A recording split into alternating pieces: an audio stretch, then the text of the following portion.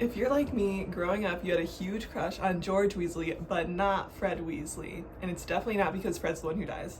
So today we're getting into all the differences between the two twins because there definitely are differences. So as I'm sure you know, Fred and George Weasley are the middle children of the Weasley family, which explains a lot. They're 2 years above Harry and Ron. They're known for their practical jokes, and they basically turned their fun joke idea, gag gift sort of thing into a small business. So support local small businesses. Honestly, it's a flex, especially they were in a declining economy and they still boomed. So I love that for them. Also, side note, they have that quote where they're like, "We owe them so much," and they're talking about the Marauders. Same. So they're relatable. They're relatable boys. So basically, if you're not a super fan, you kind of just think the twins are the same. Even their parents got them mixed up, but there are actual differences. So one of the differences is that Fred is mentioned more than George. Obviously, it goes Fred and George, not George and Fred. But yeah, Fred is mentioned almost 200 times more over the course of the whole series. And so he's also the more outgoing brother. He's more of the instigator of their jokes and their tricks and stuff like that. And then George is more of a follower.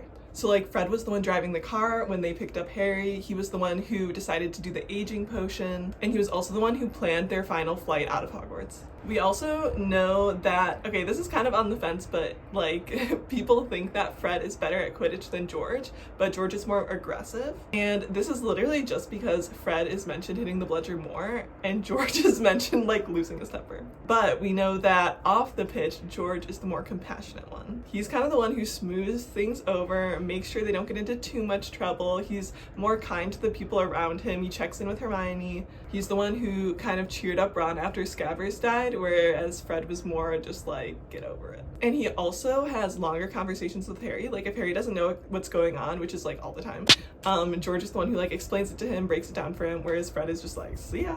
And then we also know that Fred says more one-liners, so people think that Fred is funnier, whereas George just kind of takes the lead from Fred. And then of course the big difference is George lost his ear when they were doing the 7 Harrys or the 7 Potters flight situation, and it couldn't be healed because it was a dark curse. And then Fred is the one who died.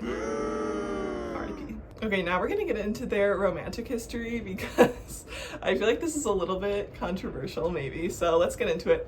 We know that Fred was the one who asked Angelina Johnson to the Yule Ball. Angelina is one of the other Quidditch players on their team. She was a chaser. And so people just assume that they kind of dated after that. And it specifically doesn't mention who George took to the ball or even if he was at the ball at all. It talks about Fred dancing energetically with Angelina, but it never mentions George. So we don't know if he took anyone or if he was dating anyone, but fans have their theories. I personally like the theory that George and Katie Bell dated because I know this is kind of almost the same dynamic as Fred and Angelina, but that's kind of why I like it. No, I just feel they would complement each other really well because obviously they're both super competitive, but they're also both sweethearts. We just talked about how George was the more compassionate brother, and we also know that Katie was super kind. There's that quote that Harry says where he's off the Quidditch pitch, Katie wouldn't hurt a fly. And so I just feel they would complement each other really well. They're really similar people, and they're kind of in the same friend groups too. And age-wise, Katie would be 1 year below George, which I feel is perfect. They also are both really gutsy and have a strong moral compass, and both of them, even though they already graduated Hogwarts, came back for the Battle of Hogwarts to help fight with the students. So we know they have a strong moral compass, sweet, competitive. I love it. So now onto the problematic part of the twins' romantic history. So we know for sure in the books that Fred brought Angelina Johnson to the ball, but we also know that George was the one who married Angelina in canon, which is so alarming. And I get that the twins are pretty similar, but this is kind of despicable on her part and on George's part. What the heck? Okay, the only way I can get behind this George and Angelina pairing of being married is this one specific headcanon that's pretty popular that I'm gonna explain to you. Basically, we know that Fred and George like to switch places all the time, and so people think that they switched places and pretended to be each other before the Battle of Hogwarts. So going into the battle, people thought that George was Fred and Fred was George, and the only person who knew who was Angelina. So during the battle, when Fred dies, it's actually George who's the one who dies.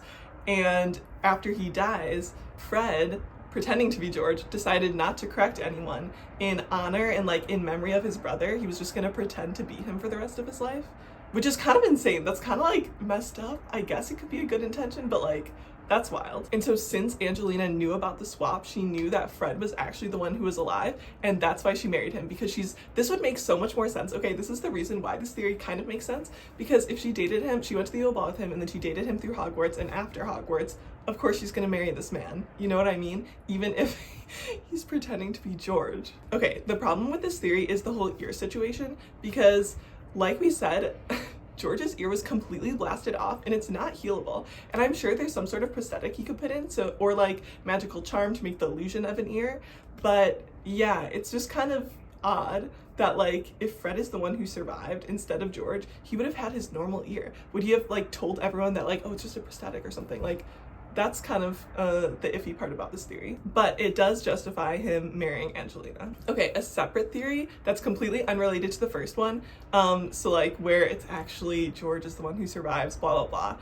People say that because George saw Fred every time he looked in the mirror after Fred died, he decided to like dye his hair teal or some like insane color so that he wouldn't have to look in the mirror and see his brother every single day. That's so sad. And a third theory is that George was never able to cast a Patronus charm ever again after Fred died. So you're welcome for the emotional pain. You're welcome. So those are the differences between the Weasley twins. Tell me what you think. I know it's like super subtle. I kind of want to like go back and reread the whole series for like the 500th time just to look at Fred and George and actually see if this is true. I'm still a George girl. Always have been, always will be. I love a compassionate boy. You know what I mean. So anyway, thanks for watching. Bye guys.